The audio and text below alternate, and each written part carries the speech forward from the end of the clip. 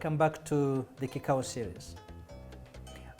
You talked some time of the network of other players at different levels coming in actually to lend some strength to the youth in this business. And as an elder, I would even change it a bit and say, what do you expect to be the role of the elder in attracting the youth to agriculture, in making agriculture an economically viable sector for the youth, making it easy for the youth to develop that? Because at the end of the day, we need the youth to be in. There are many, a huge portion of this population. If we have to feed Africans, we need absolutely to put our hands on the production sector, not only for the older people, but also for the youth. What is it that you expect from us, elder in different positions, but also what are the other players you would like to see in what you call network, in what you called the value chain? I think I need some clarity on that. All right, so when I talk about networks and value chain, I'll bring it home to us here in Kenya. We have a group of friends, nothing very formal, but within ourselves we are experts in the agriculture value chain. So if I need a drip irrigation setup in my farm, I know who to call. If I have a client who needs seedlings, I know who to call. If I have another one who needs a greenhouse, I know who to call.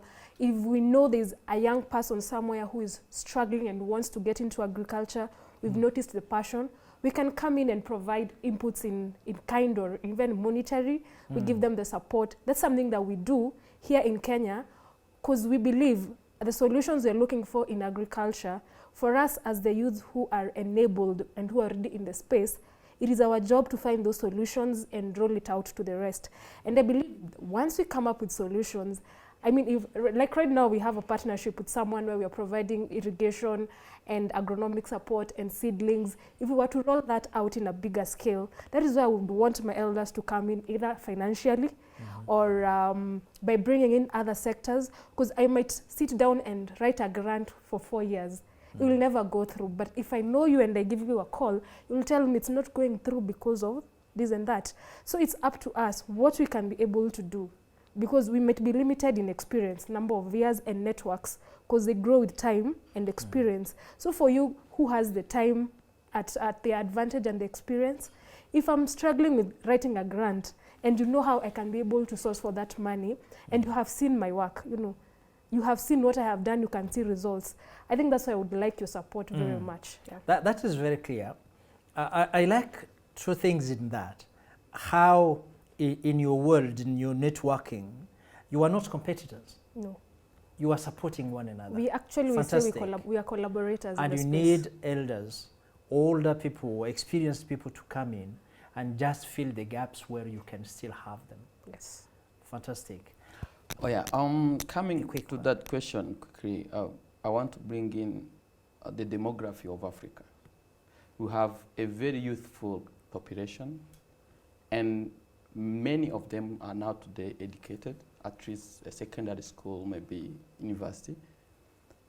But what grown-ups should do to support those people, those young people, to really emerge as leader of agriculture is to give them space first and the trust in the community. Because at some point, when a young person, we hear stories like within our network, a young person wants to start farming, maybe this new crop that is entering the country, maybe in Rwanda it's chia seed or moringa or macadamia. But you find that sometimes people in the family, those grown-ups, are the ones discouraging them. We really understand the reason, because they have tried it during their time and they failed. And maybe today they don't know about Facebook. They don't know that we are using YouTube to give out tutorials that someone can replicate. That they could I do it in Rwanda, someone can replicate it in Kenya. So today, our generation has an opportunity to have access to some of the most important technologies like communication, fertilizers. They are now readily available in different places. So what we need to do now is to give space to those people who are trying to start and support them using the numbers. And encourage the youth to venture into agriculture. I remember when I was growing up, my father never encouraged me to do even science. I did biology, but he was thinking that the best was to be a banker, because the bankers, they were in tie every time. White shirt, tie. And when you talk of agriculture, many parents will see the children in gumboots and on the farm. So they don't encourage them. I think we need our position also to educate our children. This is also another very promising area. And indeed it is, and it can. But what you are talking about, the access to information from Facebook, brings me to another question. What are those things you see as the low-hanging fruits for the youth to venture in agriculture today? What are the low-hanging fruit? Okay, today I think any young people can start anything in agriculture and be successful only if he has a good mentorship and access to information. So the low-hanging fruit today is in the communication. Communication. In the mentorship. Because young farmers also are mentoring other young farmers. Let me give you an example. Here in Kenya, there is a group that is working in irrigation. We've known each other on Facebook and once met in one event, but today they are supplying our region with those drip irrigation toolkits. The group is here in Kenya, and I'm based in Rwanda. So that's the benefit of networking. It crosses the borders. Yes. Yeah, that is fantastic. Do you see some other low-hanging fruits that the youth can tap into? Yes, e-commerce. E-commerce. Yes. Yeah. And I look at it so much because I love studying brands. I'm addicted to seeing brands grow and their stories and everything. So when I look at the e-commerce space, for example, anybody can be able to do home deliveries, for example, and the fact that the youth are enabled differently, you can be able to deliver homegrown food to neighbors at very prime prices if you package it properly. And I'm seeing you shaking your head because you can imagine that potato coming in really looking nice. So if you're able to invest in that, make the potatoes look nice and sell at whatever price. Very, very good. Because there are people who don't mind the price as long as it looks good. I think those are very low-hanging fruits. And I know the youth is very skilled. Yes.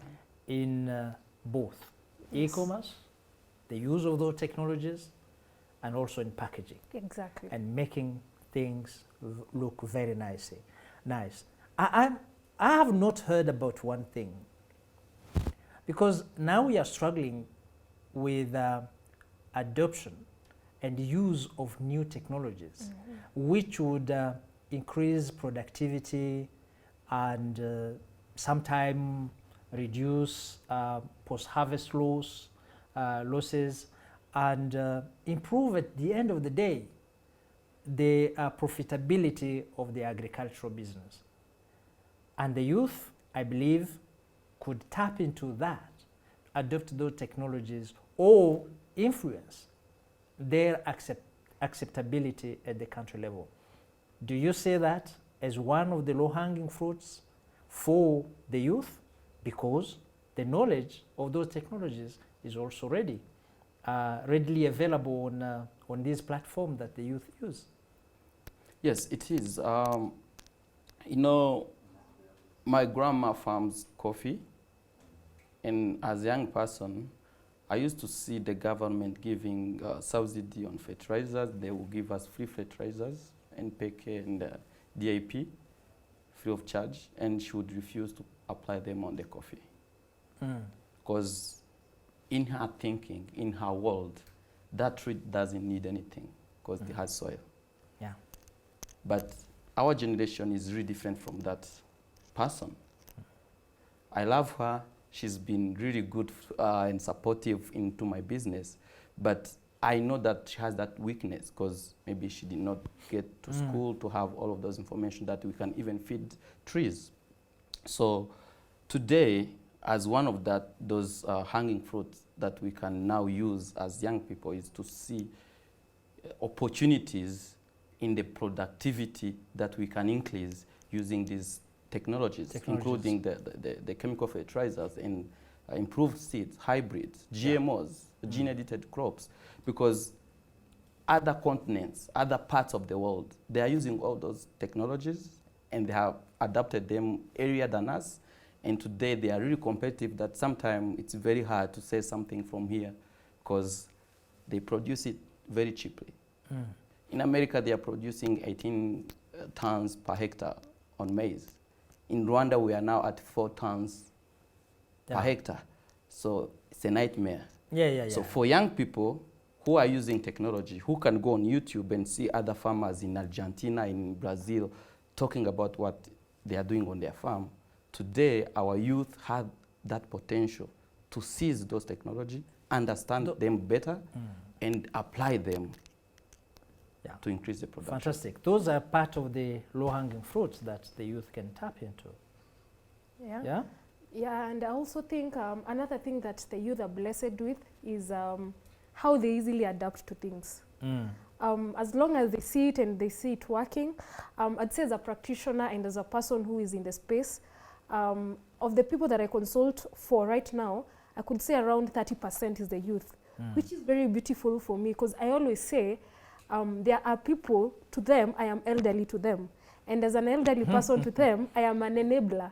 I invite kids to my farm. I am an enabler. Let them come. Let them play with the soil. Let them play with drip kits.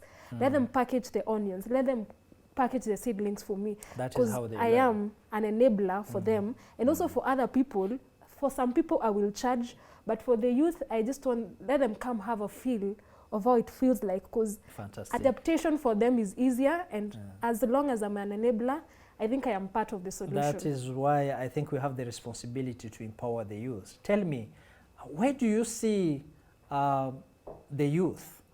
How do you see the youth involved in agriculture in the next decade, for example, next 10 years? Very quick one.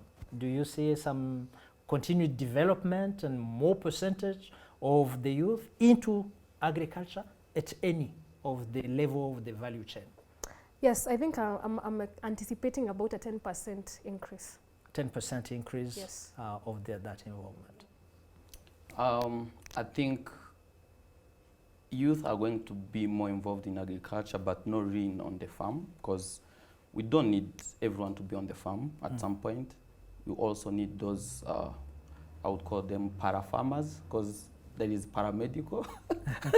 Yes, it means those people who can support the farmers, who will be involved, those who are trained in photography, to take nice pictures of those food and put them on e-commerce so that everyone will be attracted to that product.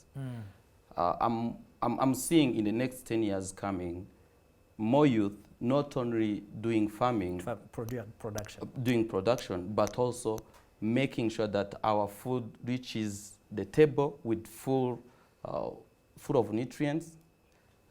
They will reduce post-harvest losses, and they will be more involved into, yes. Yeah, that is very good. I think here we have seen that the youth need to be more involved in agriculture. We need to have more of them participating, not only in the production, the lower part of it, the upstream, let me say so, but also in other levels of the value chain. Transforming, selling, and developing other tools, communicating. I think the value chain is very long and it needs many different skills, and you expect to have the youth more involved in those. And this will come if we manage to have the production area more productive, so that fewer people are involved in that and others participate in different other levels. You want the elders to come and fill some of the gaps, mainly in finance, but also in policies, and bringing those technologies that you need to shield the farmer against so many factors which bring too much of vulnerability, which at the end of it, those vulnerabilities are used to deny loans and to the farmers. I think there is a lot still to do to enable the youth feel comfortable in this area.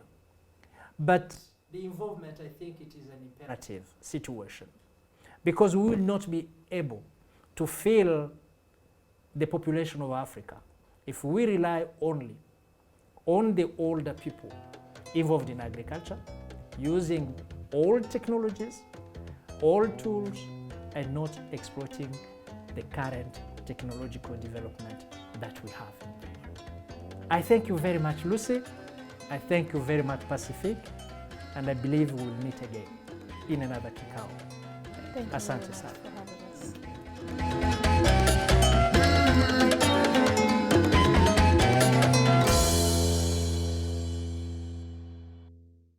Gumboots and heels, that must surely be the phrase of the week. The panelists making it abundantly clear that agriculture is not only profitable for young people, but it can also be fashionable as well. Until next time, this has been your show, Kikao. Remember to join us again next week. My name is Joe Ageyo.